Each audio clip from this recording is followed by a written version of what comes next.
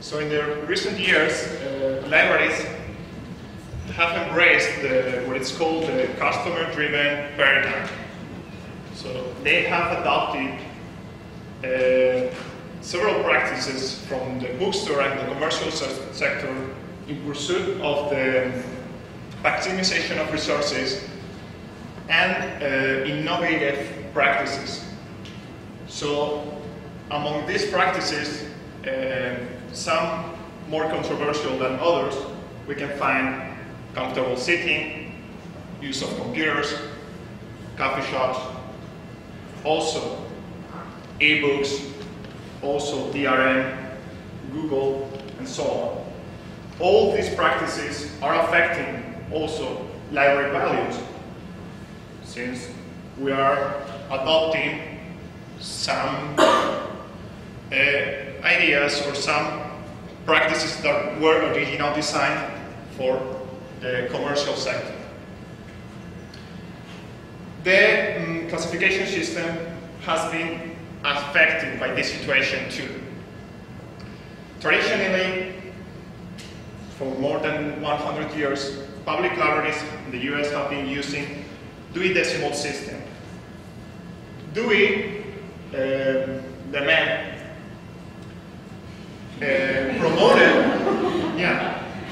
he promoted his system as accurate, convenient, and economical. Dewey had no public vision of libraries. Actually, he admired this entrepreneur vision, and he compared his system to the pigeonholes of a businessman's desk. So Dewey was not at all the paradigm of the public institutions. Actually, he had a really clear commercial vision. Probably he didn't success with this vision, but at least we should not think about this Dewey vision as the paradigm of the public. On the other hand, OCLC owns Dewey Decimal Classification since 1988, when Forest Press became part of OCLC. And the Dewey Decimal Classification was managed under the principles of cooperation, sharing, and access to information that OCLC promotes. So, with this classification system, with Dewey Decimal Classification system, we have the balance from the commercial sector to a more cooperative, more, let's say, adequate for the public institutions systems. However, even with this evolution, with this tendency, some libraries in the US here have started to adopt also the scheme, the standard of the book industry, BISAC. The BISAC is Book Industry Standards and Communications Subject Headings List, the standard developed by the Corporate Book Industry Study Group. So we might wonder if these cooperative principles in public institutions represented worldwide by OCLC and maybe the DDC are being endangered by BISAC. Let's see what OCLC has to say, or it's doing. OCLC is defined as a non-profit membership, computer library and service and research organization dedicated to the public purposes of furthering access to the world's information and reducing information costs.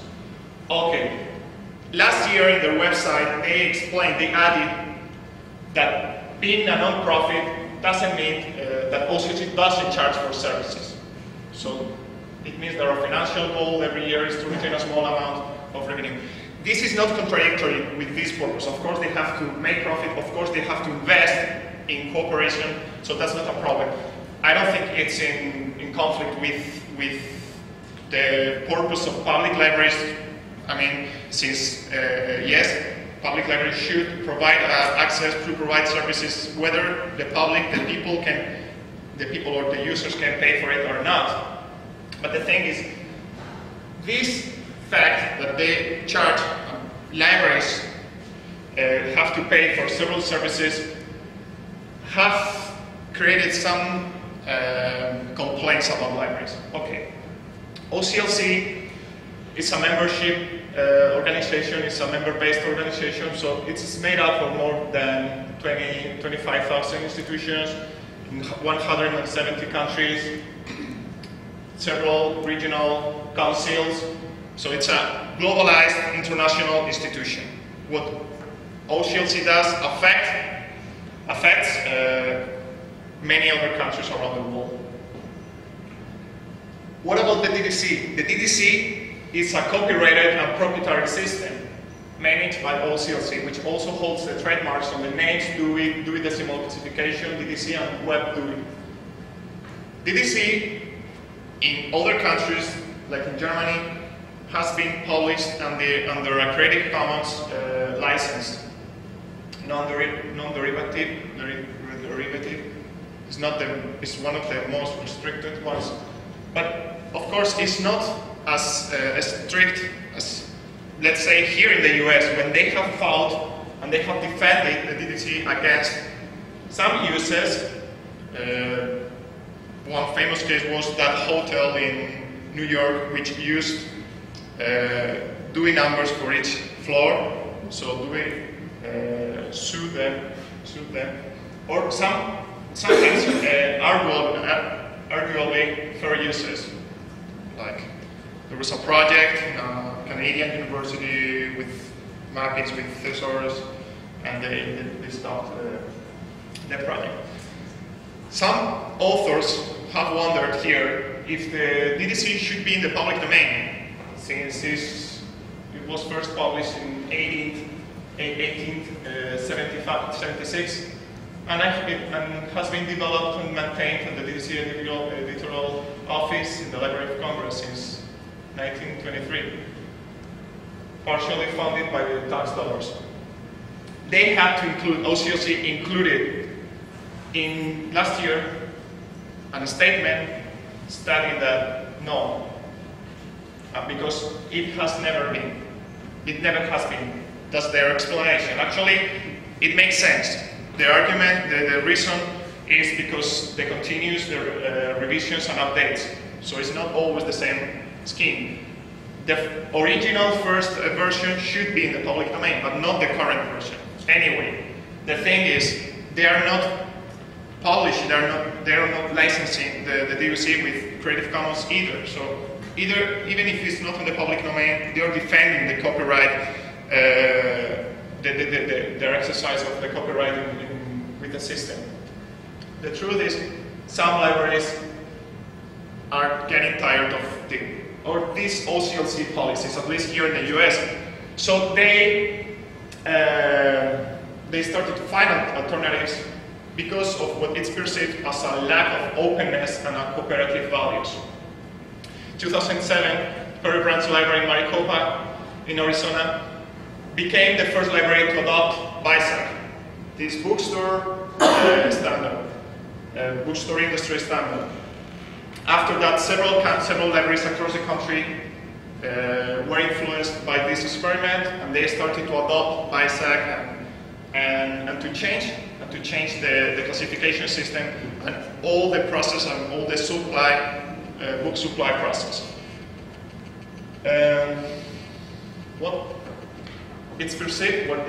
Because of what it's perceived as a lack of openness. BISAC is freely available on their website, and they don't charge if you want to use it. Oops. Sorry. What has OCLC done to this? We'll see. Because if they have defended DDC against uses and fair uses, it's reasonable to think that they have done something, right? Somebody is stealing their market. What they have done. Oops. Okay, let's talk first about the BIST.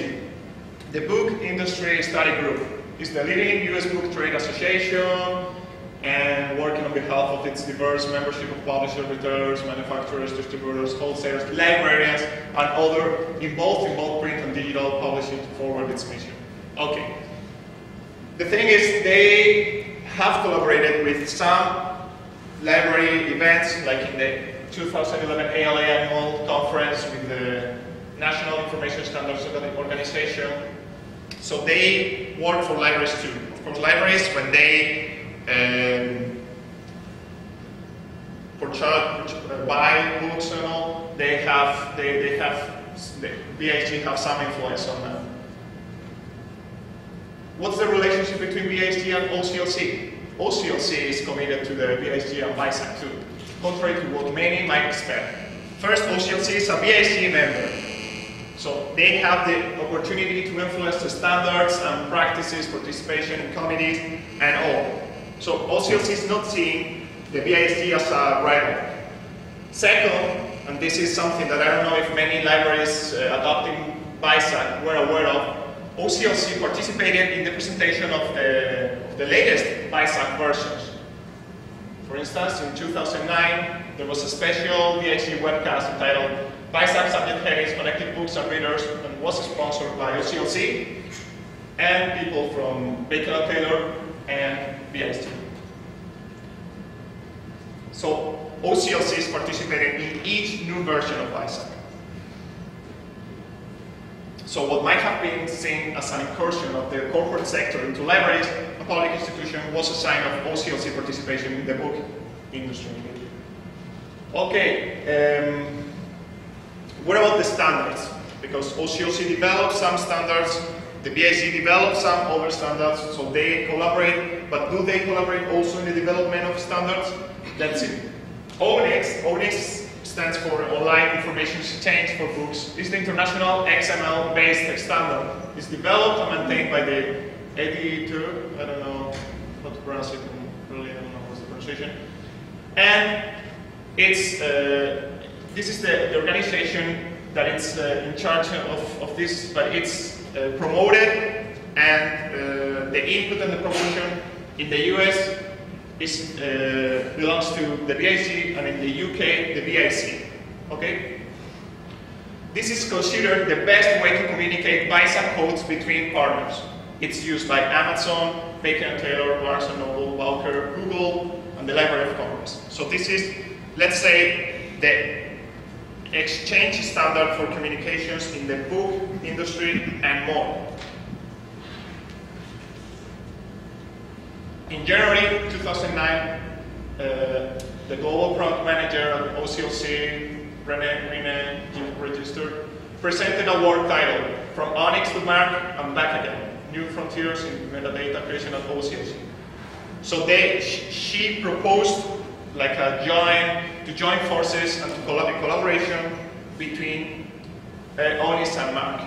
In May 2012, OCLC published the report, A Crosswalk from Onyx version 3.0 for books to Mark 21.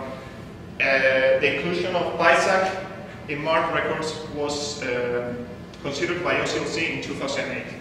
So OCLC is aware of the use of Onyx, and it's aware that there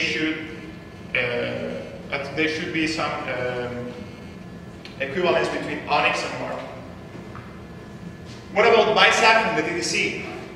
We might think that they are like something in opposition. On one hand we had BISAC, DOI, some libraries using DOI. On the other hand we had BISAC in bookstores. Some libraries started to drop DOI and started to use BISAC. So we might think that they are either one or the other. That might not be the truth. In OCLC, this is what I said, sorry.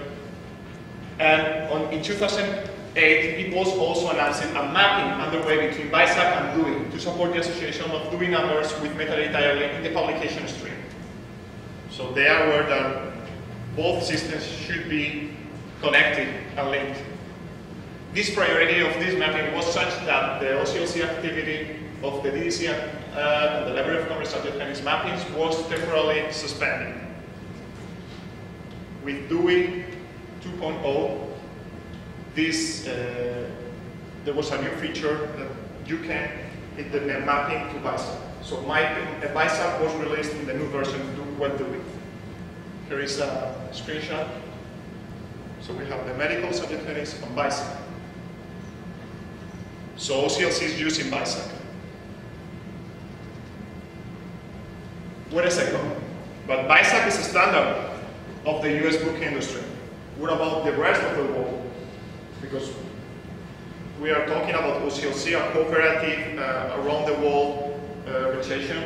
So there's something wrong here. Okay, this is where many other agencies and actors are involved. The role of editor in these cases, okay, this is an international group coordinated development of standards. Some of its members are the BISD, Bowker, Baker and Taylor, Barnes & Noble, also OCLC. They're in charge of ONIX. The promotion and the input is divided as follows: America BISD, United Kingdom BIC, the rest of the world editor. Okay. So the BIC, the UK standard, they have their own book industry standards like BIC2. BIC2 is the system that it's used in some of the British countries and British tradition countries. It's the equivalent to BISD. And one of the main goals of their previous version was the removal of the UK bias and convergence with BISAC. So they wanted to converge both schemes. November 2010, BISAC 2010, the version, included a mapping to the BIC2 revision 01 to the BISAC standard. So both book industry standards are mapped. What does it mean? We have the US book industry, the UK book industry, they are mapped. But not only that, the thing is, this organization has started to expand to other countries too. There, in my case, I know my case, there are many other cases around the world. In Spain, BIC2 was translated to Spanish. There was mapped to the UDC. It's being used in the US and the ISBN agency. So the BIC2 has been expanded. BISAC is not only for the US book industry, since it's been used in googlebooks.com and other Google Books, regional Google Books websites like in Spain. Something that has been controversial. There was a presentation, there was a conference in California, UCLA. Somebody found that some of the metadata assigned to these Google Books were bad, were awful. That was the word he used. Like using antiques and collectibles to Hamlet or computers to Moby Dick. But the thing is, we don't have UK and US. We have UK, US, and the rest of the world because of these connections. So basically, the discussion part is, although ONIX is independent of the classification system, the truth is being promoted, it's being maintained by those organizations in charge and promoting these book industry standards. OCLC, the library, is that organization that in theory should look after libraries and the public institutions' interest, is collaborating with these standards and these institutions too.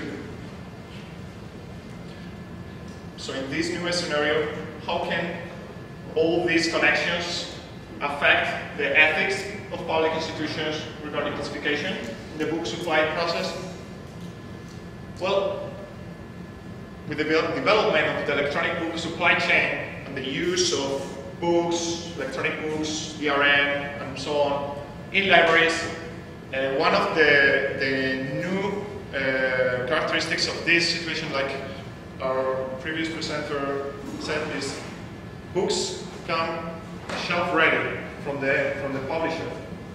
They assign BISAC codes at the very at the publishing stage. So, because they say actually that the publisher is the one who knows better what the book is about. That's what how they argue this decision.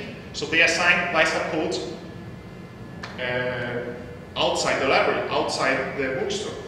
It's okay for bookstore, maybe it's not okay for libraries. The thing is,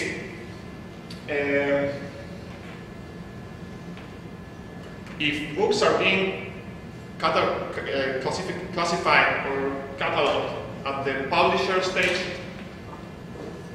local regional adaptations are losing importance because they don't know what our public, what our users are, how they think, how they want books organized, how should we place books on shelves, how they look for information, how we cannot adapt the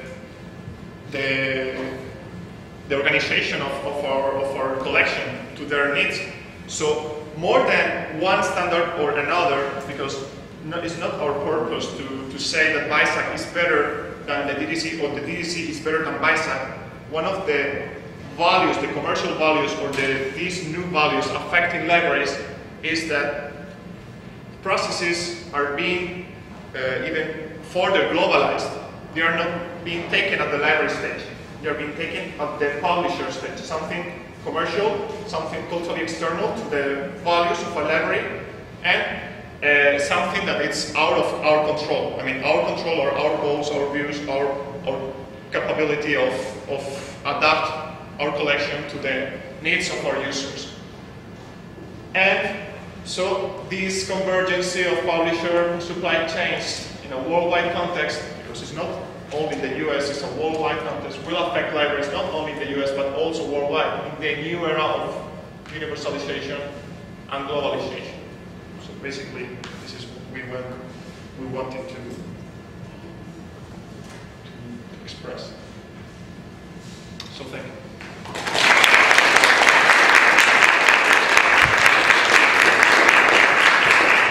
All right, so since we're not really using the microphone, I think it's okay if the speakers stay seated, and I think we can hear each other as far as that's concerned. Do you feel comfortable with that, Tina, Daniel? Is that okay? And everybody else okay with that? All right, so we have a few minutes for responses, questions, and discussion. Please. It's a question for Tina. I'm interested in where the consultancy group got their information.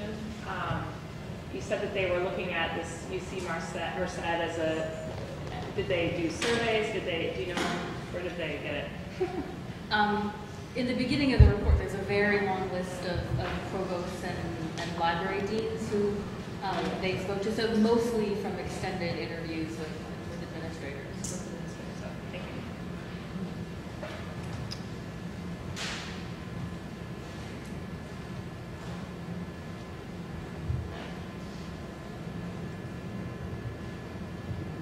Yes.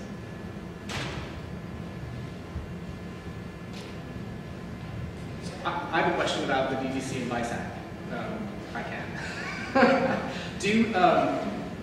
You sort of laid the groundwork for us, because you only had 20 minutes to describe it, but do we start it out with a concern about sort of a corporate vision, and then you've got this other ethos of the public cooperation going on, and we sort of get back to what looks like pseudo-corporate interest as well. Is that the takeaway from the presentation, or is it more nuanced than that? Is there another level there that I'm missing out on?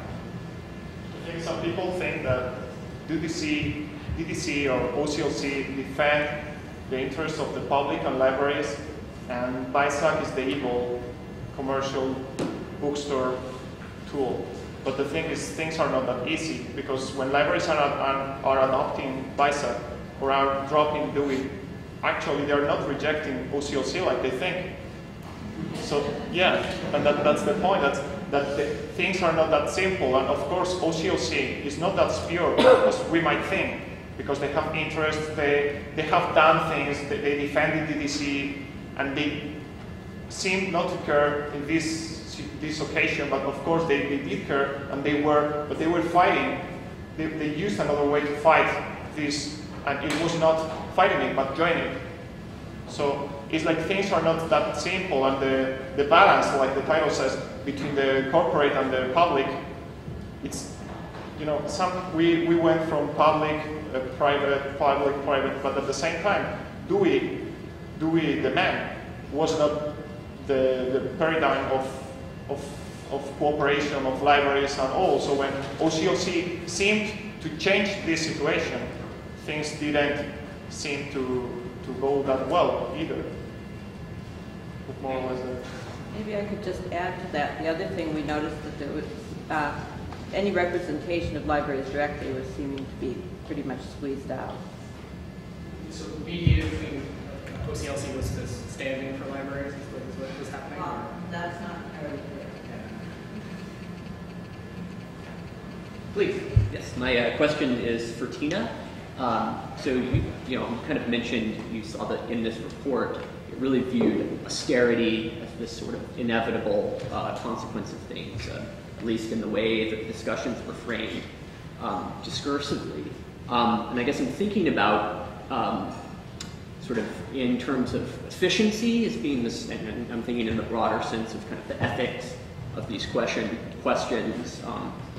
So I guess what I'm asking, do you see a place anywhere in this report or in this kind of language and discourse that views library services, classifying information, cataloging, what have you, as something that is beyond a mere metric of efficiency? I guess, and if so, like, what other kind of conversations beyond, because I could see, I guess I'm framing this in the way, if you're a consultant and you're just trying to maximize, the efficiency of the unit, that's a very specific approach. So sort of, I guess what I'm asking is, what do you think are the other kinds of language or frameworks or discourses that maybe we should be using to kind of challenge that? Well, I think that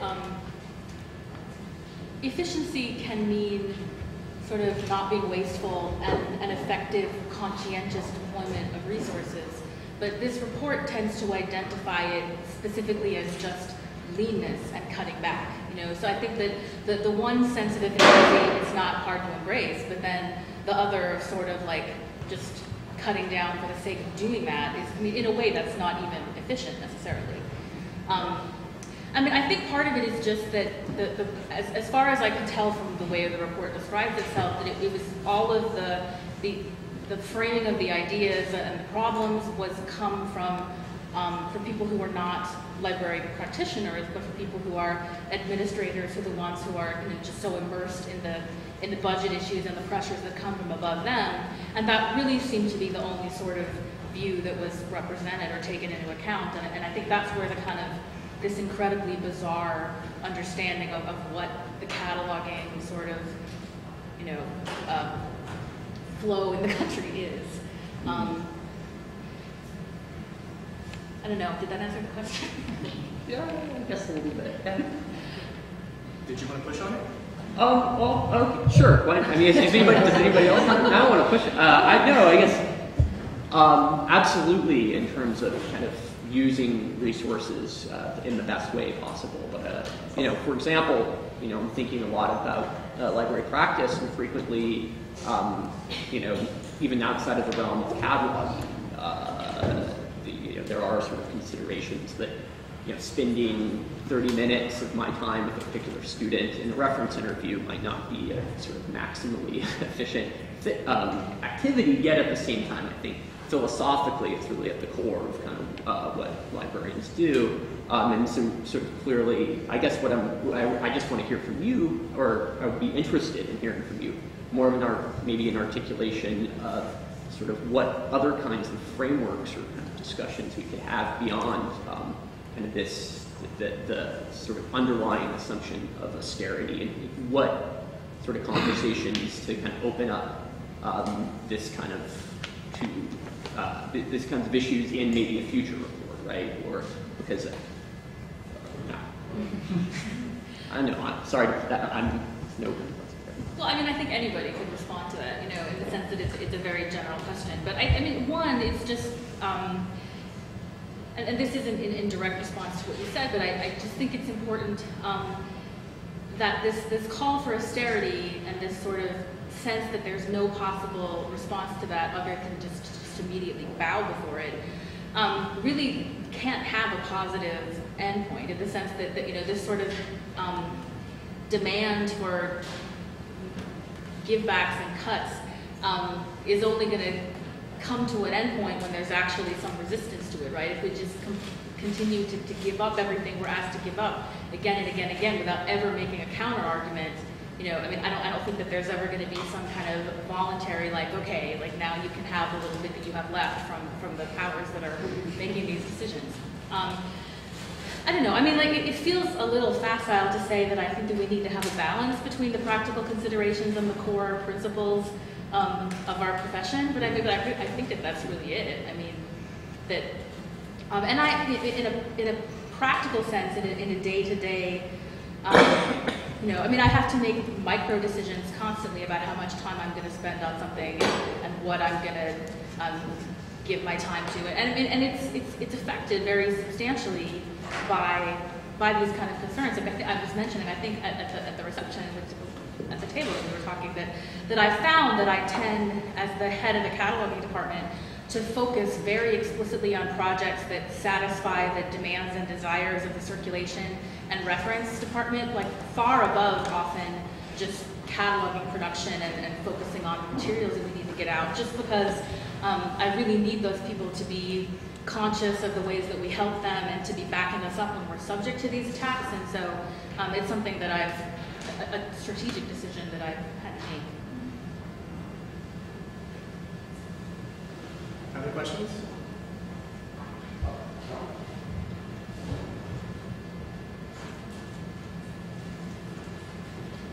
All right, I guess I'm calling it. Thank you to the two speakers very much.